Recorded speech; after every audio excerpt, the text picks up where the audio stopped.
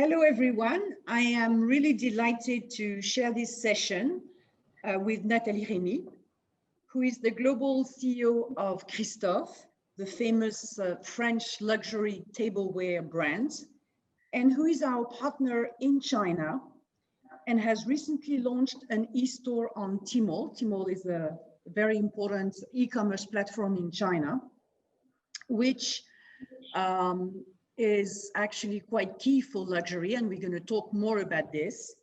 And I really have the pleasure to share this session with Nathalie because we're going to be able to really get her firsthand experience on launching a store on TMall in China. So today we're going to talk about, I would say, luxury brands going online in China, which has accelerated quite a bit recently with the COVID-19. We will discuss, of course, of the latest trends that we've seen in these months, but also, and probably even more importantly, we will be able to hear Nathalie share very directly her experience about her first steps in e-commerce in China for her luxury brand. So my name is Sandrine Zerbib. I am the founder and the managing partner of FullJet. So what is FullJet? FullJet is an agency that is focused on China e-commerce. So we provide strategic, but also operational services to premium brands, and we help them crack the code of e-commerce in China. It's actually a tough and baffling world, but it is also a very rewarding one when it works and when we manage to crack the code together with our clients. And hopefully we will have enough time to discuss with Nathalie on this and to share this experience, which is a positive experience. So as I said, at FullJet, we help premium brands generate traffic, drive consumer engagement through targeted marketing activations, and most importantly, convert to sales without damaging their brand.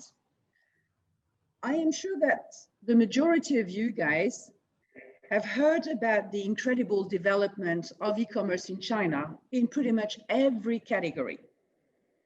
And as I said, it has been further accelerated by the COVID crisis, as in the rest of the world. I think it's very important before we start speaking, so that there is no misunderstanding, that you understand that e-commerce in China is actually very different from the rest of the world. It's a different ecosystem. And I would say it's not just e-commerce, which is a different ecosystem. It's the overall digital landscape is different. The platforms are different. The way they interact together is different. So some of what you are familiar with needs to be rethought in a completely different way. And one of the very important points that I want to mention is, number one, that this ecosystem is actually dominated by a few platforms, and I'm sure you've heard of some of them. Alibaba is obviously a very important group, and in Alibaba there is the platform called TMall, and TMall has a specific URL which is called Luxury Pavilion, which is really dedicated to luxury and premium brands. You've certainly heard of WeChat, which is part of Tencent Group. WeChat is social commerce, and it's actually social media and social commerce. Another thing that I really want to insist on, so that you really get the picture and you understand better why there is this correlation between e-commerce and luxury brands in China, is that these platforms, such as TMall, are actually not marketplaces. They are virtual malls. This makes a huge difference. Why? Because actually you get the traffic of a platform, obviously, but inside the platform, you have your own shop. The brand has its own shop and can develop its own brand environment. And it's actually because of this that TMall is a suitable platform for luxury brands. Otherwise, it wouldn't work the same way. So I think this is something that sometimes people don't really completely understand, but it's really, really important to understand that these big platforms are virtual malls, and therefore you have your full brand environment in these platforms. Enough. I'm gonna pass it over to Nathalie, who will obviously introduce herself as well as her brand. Thank you, Sandrine. What an introduction. So good morning. I'm Nathalie Rémy, and I have the privilege to lead this amazing Christofle brand for now a bit more than 2 years. After spending a bit more than 2 decades in strategy consulting, particularly in McKinsey & Company, where I was leading the fashion, beauty, and luxury service line. So I don't know if you all know Christofle. Christofle is actually the leading French luxury silversmith brand. It was founded in 1830, so close to 2 centuries ago, by Charles Christofle. We have a new brand mission that I've established a few months after joining, which is to develop the art of sharing and to turn it into a real art of living by continuously reinventing conviviality. So at Christofle, we sell silver and silver-plated products across different universes, from sharing moments around the table or around the bar to sharing occasions with gifts around home decoration, jewelry, personal accessories, or even children gifting for births and anniversaries. Our brand is distributed today in close to 70 countries, and we have a true omni-channel commercial model because we have both directly operated stores, so our own retail, we have e-commerce, we have wholesale with distributors, and we have a simple B2B business for hotels, restaurants, and luxury companies. Now, since I arrived, Christofle has engaged into a massive transformation, I could say a complete mutation, with the ambition to find the right balance between respecting our tradition, but giving a twist of modernity in everything we do. Our transformation plan has 6 big levers. The first one is obviously our brands, because we need to have a very desirable brand that appeals to consumers from all around the world. And our core target has no age. It can be a man or a woman. We are approximately 50-50, but they are hedonists. They like enjoying life and share time with friends and family. That's our core target. So we have changed our brand identity, a new logo, a new brand color with this deep green that is both very elegant and very modern. And we are now developing a lot of content to basically convey this new identity to our consumers. The second one is our offering, so both products and services, where we are trying to maintain the core of our catalog. Some of our products have been created more than a century ago. But we also need to reflect the new usage. One example is launching the Mood Party, which is basically a luxury finger fooding accessory. Last year was a huge success because today luxury buyers spend more time in their kitchen or their sitting room than in a traditional dining room. We are also developing services around personalization, of course engraving, but we are now pushing the boundaries with yellow gold and pink gold, gilding, full gilding, partial gilding, and lacquer. The third one is our commerce, and I'll come to that in a moment, talking about commerce in China especially, but our vision of commerce is that whomever the customer, we have to provide them an amazing luxury experience across all touch points, be them physical touch points or digital touch points, so a true omni-channel integrated model. The fourth area we work on is operations, to continue to safeguard our know-how in our manufacture, which is located in Yonville, in Normandy, in France, where we have approximately 150 people. And we need to make sure that the next generation will maintain the ancestral know-how of Christofle. But operations is also about supply chain. And this is, again, I will come back to that because having more reactivity and more agility in supplying our products all around the world is really a key battle today. The two last ones are more about enabling factors, people and systems, because in the 21st century, we need to be highly performant with our talents. And our talents are a combination of people with 40 years of tenure at Christofle and millennials that we just hired on new functions like content factory or social media or community manager. And we need to find a new blend between the tradition and the modernity also in the way we manage our people. And systems are key to win the digital battle. Our systems were broken when I joined this company. So we have embarked into a massive transformation with a new ERP, new cashier systems, and all of this will go live by spring next year. Now, a little word about China. Christophe was long established in China, but despite our tenure in the country, we were still quite small 2 years ago. Based on my previous experience of serving many leading luxury brands around the world, I knew China was a must-win battle for us. So we decided to refocus our resources and energy to really regain share and build a strong brand in China. Now, growing in China means, of course, retail development, online development, partners development, developing across all the channels where we operate in. So we are on the journey, and TMall is part of the journey. And so thank you again for inviting me today to share this experience with you. Great, Nathalie. This is really interesting, and I'm sure everyone is quite impatient to hear more about your experience on TMall. But before we do this, I'd like to say a little bit about what's going on in the e-commerce ecosystem in China. I will very rapidly brush this overall picture, really focusing on a few very important points.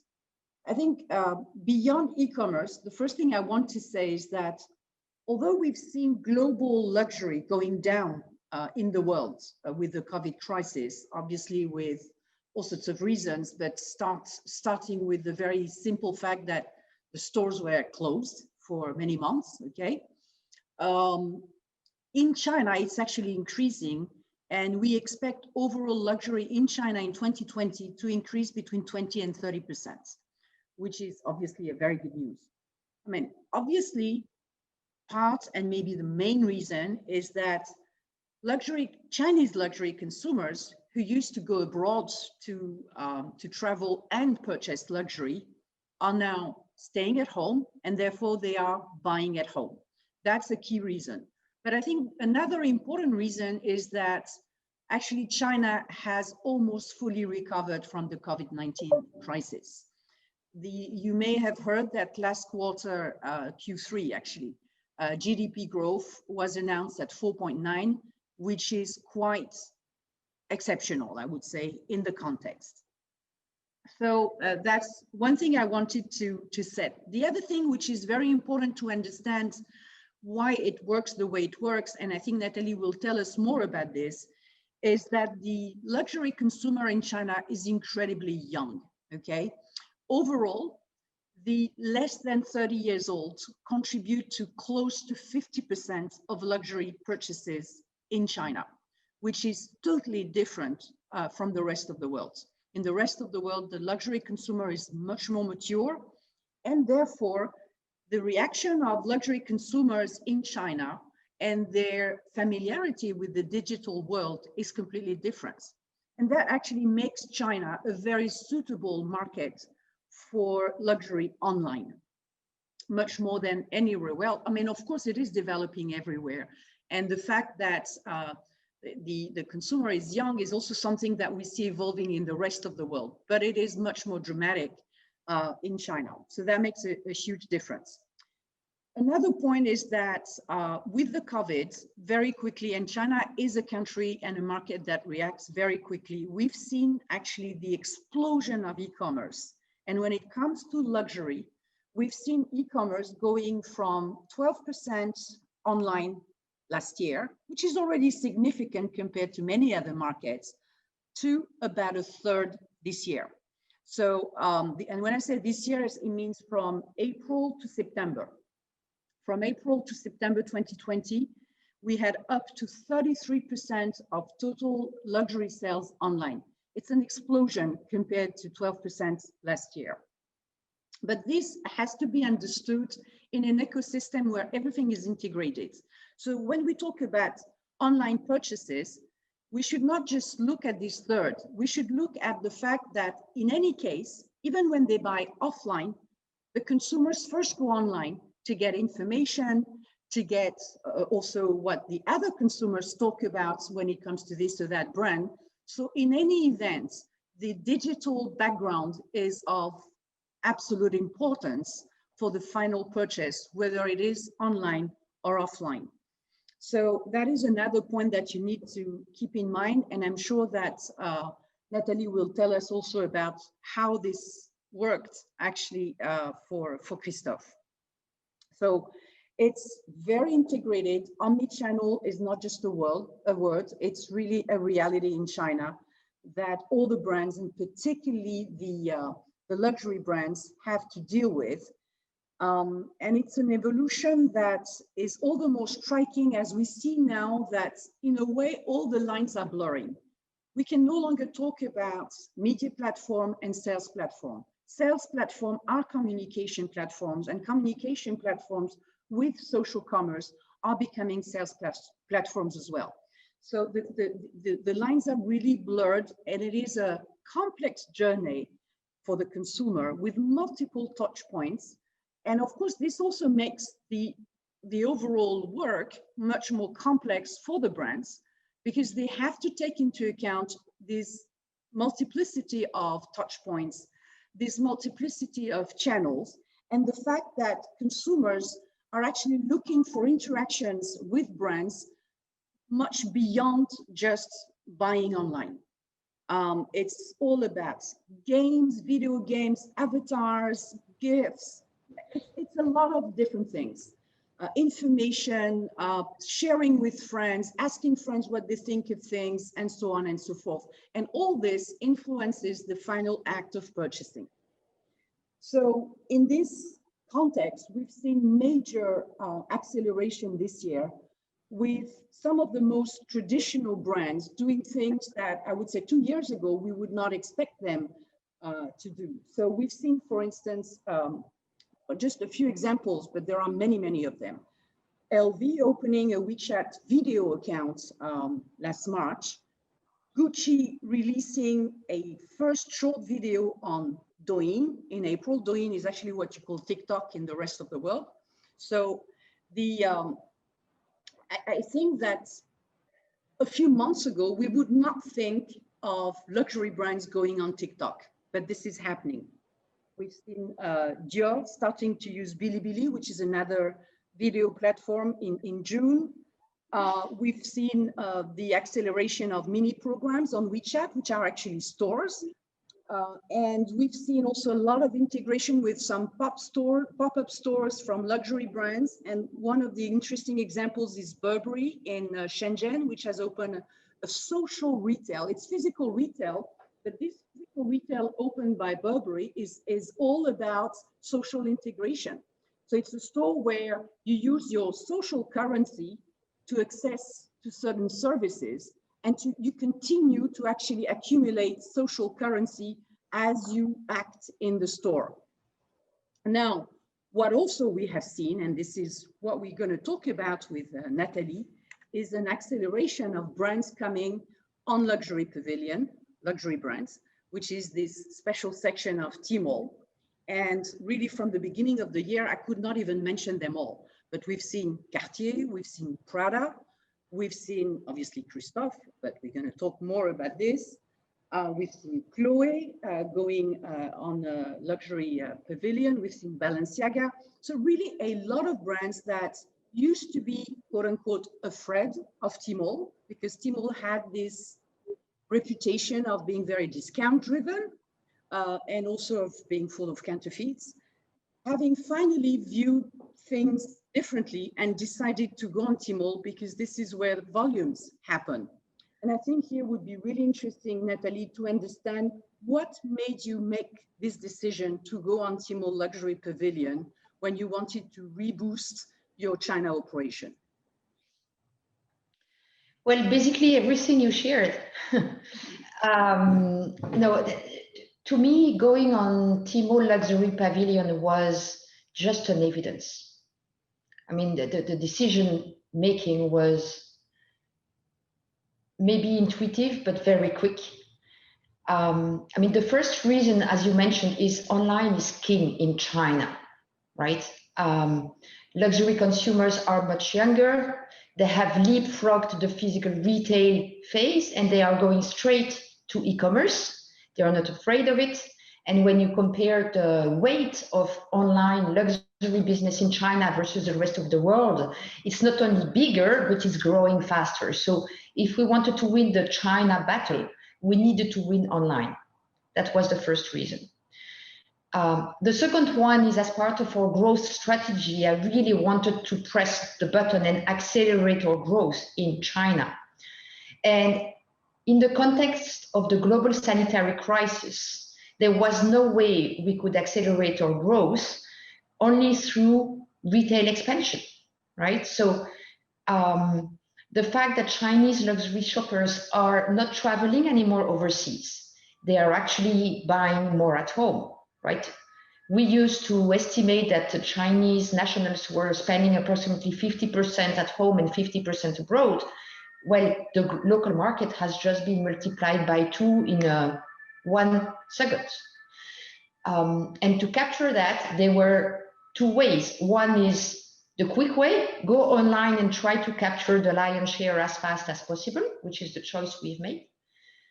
The other way was to take 5 or 10 years and go through expensive and time-consuming physical retail expansion through tier 1, tier 2, tier 3 cities, because actually we are 15 years late compared to the bigger luxury brands in our physical retail footprint. So we wanted to rapidly go online.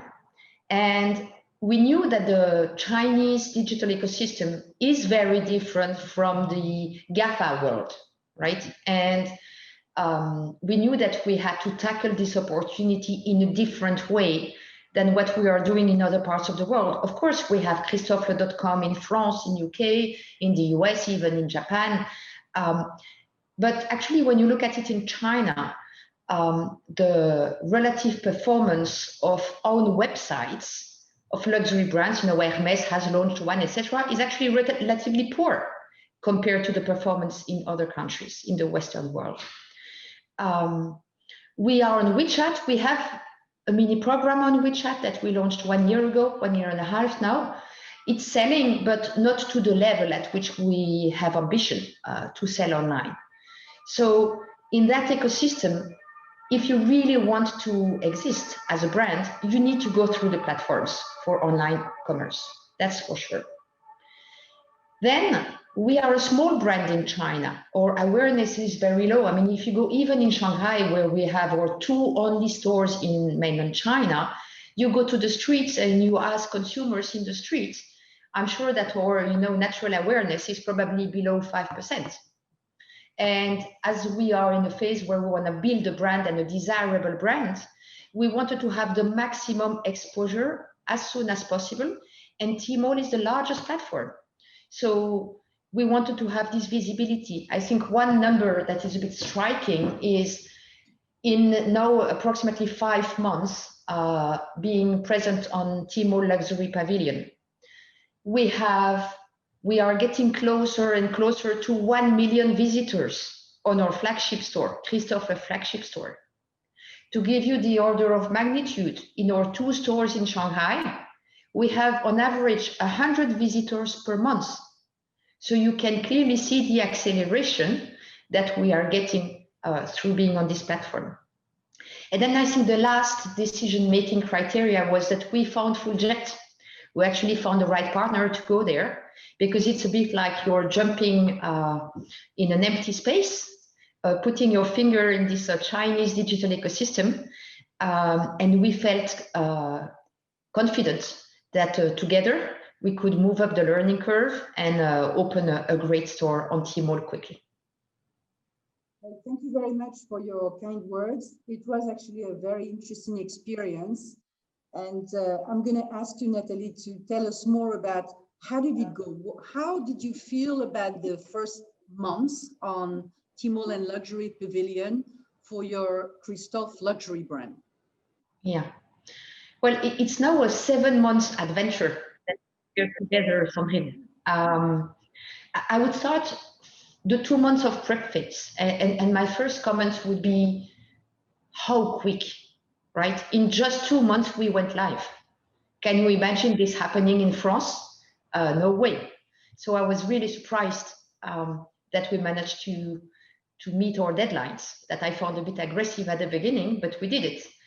And then I would say in this prep phase, we've been working jointly with a FullJet Christofle team with daily interactions.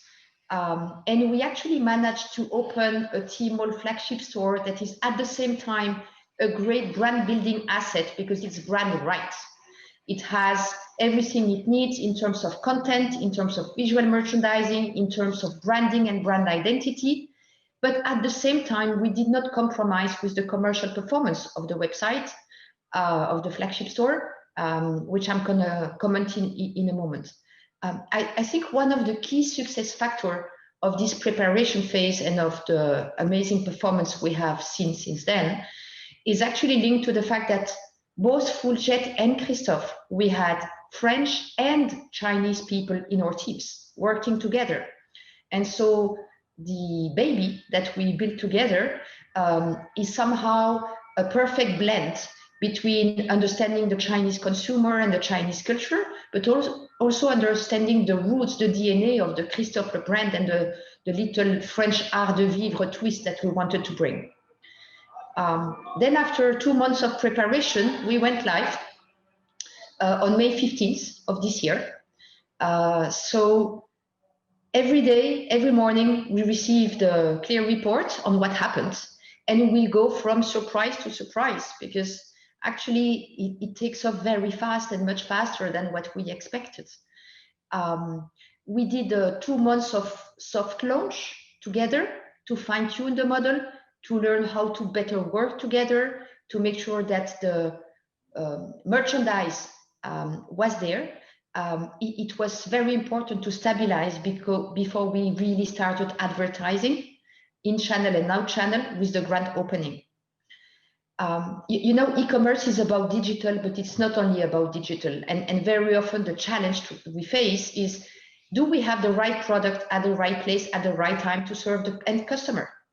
And this is why we took our time, and I'm happy we did it, to make sure that the buffer inventory, etc., were large enough to be able to meet demand, especially as demand is bigger than what we expected.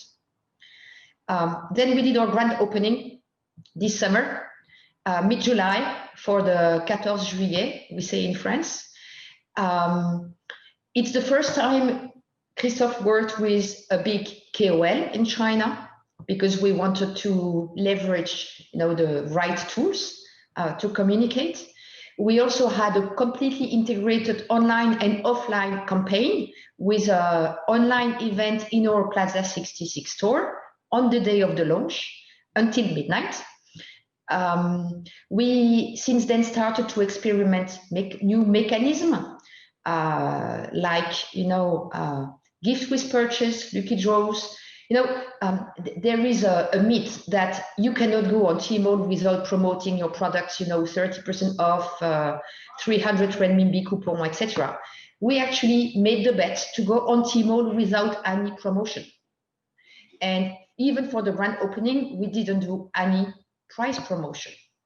Now, since July, our performance is just skyrocketing.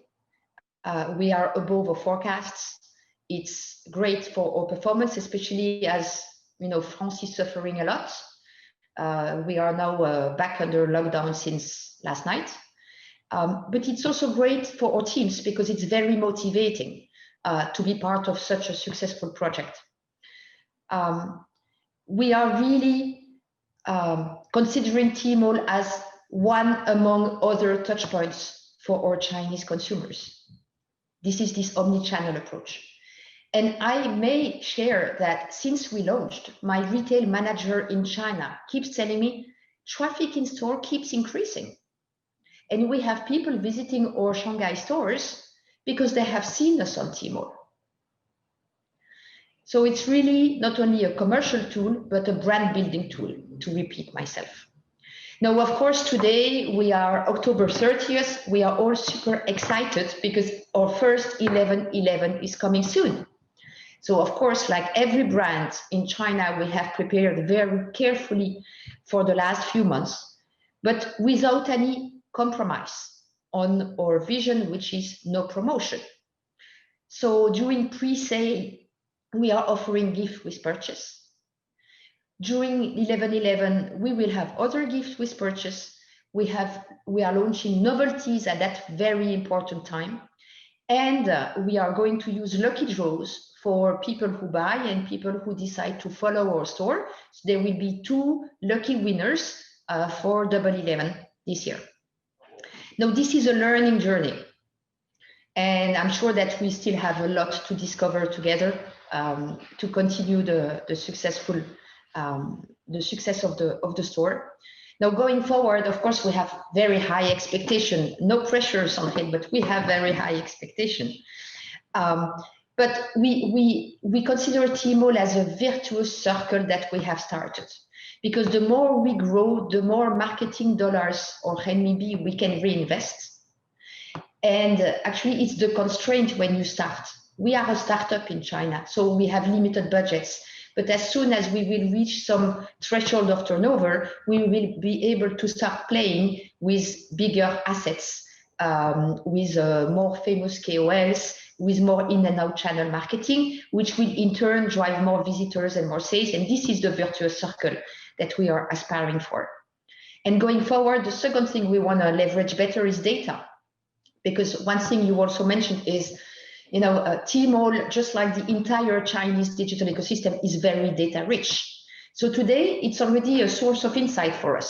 We understand better the people who visit and who buy. We have some surprises. Our average buyer on TMall is younger than 30. But our average buyer in store is 45 in China. So we see that we also appeal to the younger generation. That's a learning.